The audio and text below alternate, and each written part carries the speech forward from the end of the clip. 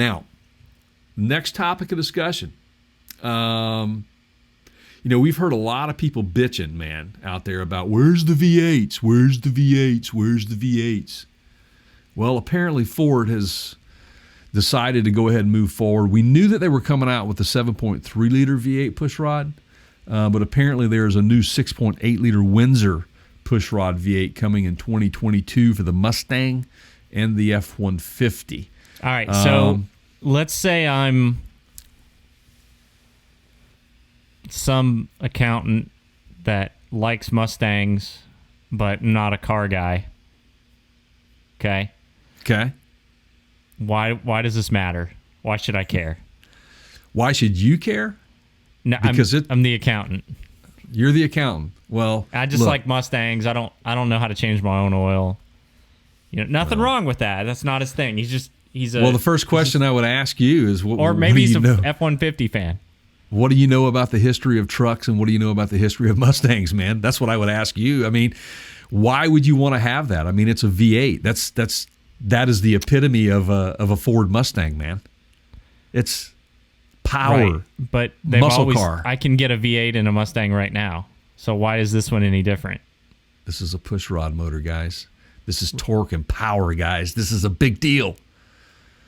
So I can do longer burnouts if I turn off traction control? Sure. Yeah, sure. Yeah, you can do that. Okay. Yeah, you can do a lot. Is it more horsepower?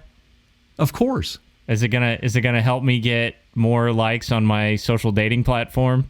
Absolutely. Absolutely, man. But right. you have to open up the shirt, brother. Let the hairy chest show. Yeah. Okay. So a little more, in all seriousness, a little bit more top end, little. Yeah. It's a different more animal, powerful. man. Yeah. Okay. Yeah. Look. Different how? What?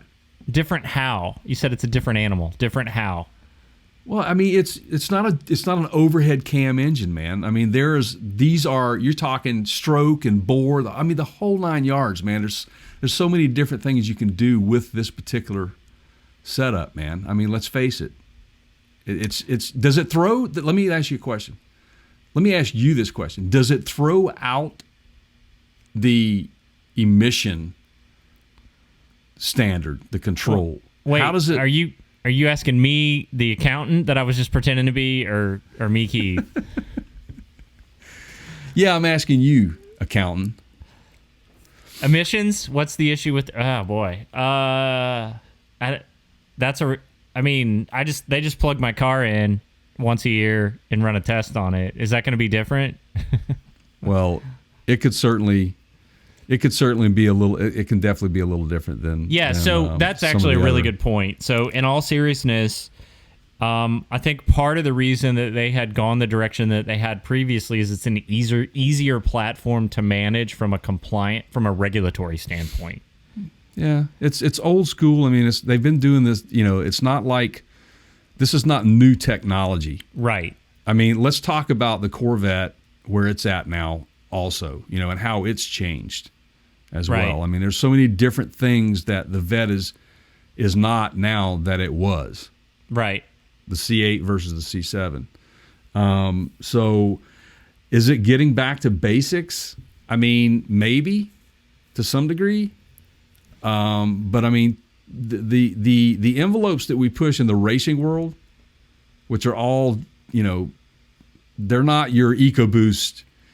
These are not your Ecoboost. Another good Ecoboost point. engine, right? In that sector. So if this were anyone else, we might be tempted, or I might be tempted to say, "Hey, we're looking a little bit in the rearview mirror here. Why are we going backward? Why are we using yesterday's engine?" But see, Ford has shown lately that they are plenty capable of forward-thinking innovation. Mach-E, what they're doing with the Bronco, stuff like that, right? But so now maybe it's casting a broader net, right? We're gonna do pushrod motors because we want to also get some of these tuners, modders, these guys that it would appeal to, that they can do a little bit more with these engines. Would you agree with that? Yeah, I do. I think that Ford likens back to, their Triton platforms, which were extremely successful for them. I mean, Ford's got to answer to those enthusiasts, man, or else they're going to lose a lot of revenue. Yeah. Period. So if it's getting to the point where you can't buy a Mustang and put it on the track or race it if you want to do that, you're going to lose a certain segment of the market to a competitor, and that's it. That's part of what I think they're trying to do here. Yes, I think so. I think too, though. You wonder how much of this, Keith, has to do with the new CEO, right? I mean, the minute was it me or you that said the minute that guy took office, we started to see some. It was you. It was you. You brought changes. up the conversation. I get us confused. Yeah. So yeah. I mean, what is the guy? Let's see here. What is his name? Do you remember? Well, Jim Hackett was the guy that left. Yeah. Here, I get it for you. So let me just read you guys Jim some of this. Farley. Farley is he related to Chris? Down by the river. So we went from Jim to Jim. He was born in Argentina, educated at Georgetown and the University in UCLA. And he came from Toyota experience. Interesting. Was on the Lexus side for sales and marketing, and basically the luxury brand side of Toyota. So that is good to keep in mind, because that is a very different animal in the auto industry. I'm talking about Lexus and how their market segment, their demographics, than Ford and Ford's strategy. So let me tell you why this is important for a number of reasons. Okay, when the Bronco was released, one of the number one gripes that people had was that there was not going to be a V8. I was one of those people. Right. Or that you couldn't even get a manual trans in a V6. In a V6, right. So let me just read you. This is from The Drive, by the way, our friends over at The Drive. And they're going to call this, let's see here. Well, the 7.3 liter is a Godzilla, is what they call it. So there's no other details besides a 6.8 liter figure, which leaves plenty of room for speculation. The last time Ford made an engine with that displacement, it came in the form of a modular V10, which that's the Triton platform. I've seen that before. Oh yeah, I've got two of them. Yeah. However, a return to that gas-guzzling monster seems unlikely. It's also improbable that Ford will make a Coyote engine that big, which leaves one likely explanation on the smaller version of Ford's 7.3 Godzilla. It says, Hagerty points out, it's fair to assume this engine's block could be made of aluminum instead of the 7.3 liters hefty iron, which is lighter, guys. We know that. You got the Mustang. That makes sense. Is it the F-150 an aluminum body too? The body? Wait. Are you talking about the aluminum? engine? No, the body too on the F1. One of the F-150s like all aluminum or something, or I don't like know. An aluminum? Maybe. Yeah, I think so. But anyway, I mean, does this smell like another Lightning maybe coming out? Or Ooh, we were at a car show over the weekend, as you know, and we saw a late 90s model Lightning, and my son was like, what is this? It was kind of caught his attention, and I said, well, it was kind of one of the first performance trucks. You mean, before horsepower was cool in trucks that, you can go fast. Like, what's the Ram one that they're doing now that they announced at SEMA? And, it's like 800 horsepower in a pickup truck or whatever. Yeah, the TRX or whatever it is. Right. Yeah. So this was like Ford making a truck that, was kind of a race truck back in the 90s. And it, was a, like, flare-sided bed step, the bed was smaller. It was a 2-seater. It was basically made to light and fast. Okay. Mm-hmm.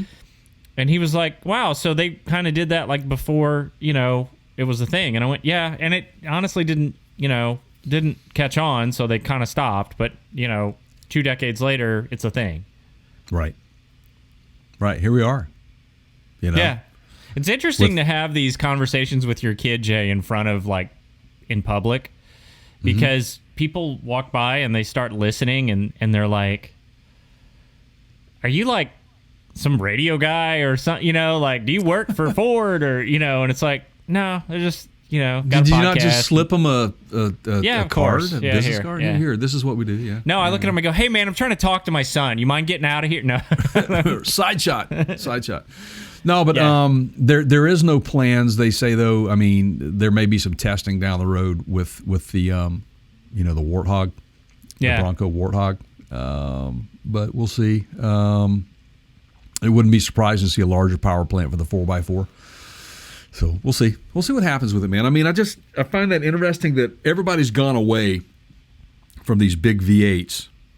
Other than you've got some of the like the Duramax, the diesels. That's a different animal, but and those are all those are getting like tweaked out like crazy. Everybody and their brother's building those babies. You can buy performance heads for those things and load it up and ported and all kind of different things. But anyway, it's changing. I think that people are listening. They're fed up with the 4-cylinders and the V6s, and they want that option. They want it, and it goes back to what we said. What is the root of our the performance industry, man? Yeah, go look at the Bronco forums, and you tell me based on the number of people that pre-ordered and the number of people on there going, well, never mind. I just ordered a Chevy Colorado. Sorry, right. And I don't want a 4-cylinder. You have the Triton. Right? Absolutely, yeah. And again, explain to me. I mean, your Thor that you have. You have a Triton V10. Yeah, it's a V10. Right? Yeah, and it's performed very well for you overall. Outperforms the diesel class, same class A. Run right past them, going up a mountain, pulling a So the big issue that I had with a toy hauler was I have a tow capacity of 8,000 pounds. Okay, right. Most of the Class A diesel pushers, unless you're going to get into a $500,000 diesel pusher, you're limited to 5,000 pounds. The Freightliners that they're putting in them, they're very limited in their tow capability. Well, I need to be able to tow a car, and I don't own a Honda Civic. So, if you're going to tow a Jeep, if you're going to tow anything that's bigger than a 2-seater, that weighs 4,000 pounds. My FJ weighs 4,800 pounds. My wife's Lexus weighs 4,850, something like that, right? So, that's pushing it right up to the limit of a diesel.